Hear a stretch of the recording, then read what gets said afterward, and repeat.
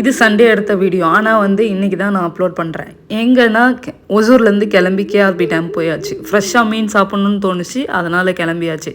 எங்கேருந்து கிளம்பி பைக் எடுத்தால் போயிட்டு சேர்ந்துட்டு மீனெல்லாம் பார்த்தா பக்காவாக போட்டு கல்லில் வாட்டிட்டு இருந்தாங்க. 30லேருந்து 50 வரை இருக்குது மீன். நம்ம கஸ்டமருக்கு ஏற்ற மாதிரி கம்மியாகவும் போட்டு தரலாம். அவங்க சிக்கன் இதெல்லாம் எத்தனா அதுவும் சமைச்சு தரலாம். பெப்பர் மீன் இருக்குது, மசால் மீன் இருக்குது.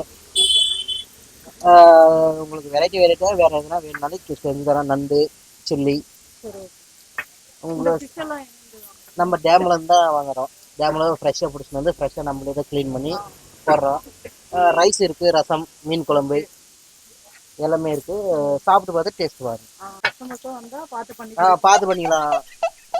ஓகே, எதுக்கு வந்தோம்? நம்ம மீன் சாப்பிட தான் வந்தோம். அப்போ அந்த வேலையை ஆரம்பிச்சு 2 மீன் சொல்லிவிட்டு 50 ரூபாயில் 2 சாதம் சொல்லிவிட்டு போயிட்டு டேபிளில் உட்காந்தா ஒன்றா லைனாக எடுத்துகிட்டு வந்து அடுக்குனாங்க.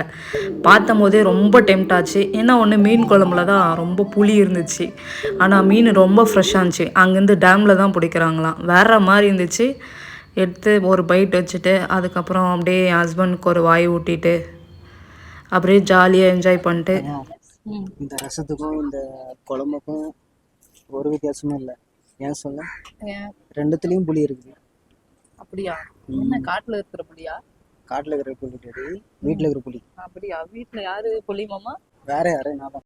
இந்த மாதிரி மொக்கையாக சில ஜோக்ஸ் எல்லாம் அடிச்சுட்டு அது மணி யாரோ பைக்கில் திருடிங்கிறான் பாருங்க. இப்பெல்லாம் திருடுறானே நம்ம பைக் தான். இப்பெல்லாம் திருடாதரா. ஜூபிட்டர்னு போட்டுதான் உன் பைக்கா? அதெல்லாம் கிடையாது. அப்புறம் நாங்கள் ஓசூர் கிளம்பி வர்றதுக்கு நைட் ஆயிடுச்சுங்க. ஆனால் செம்மையாக இருந்துச்சு.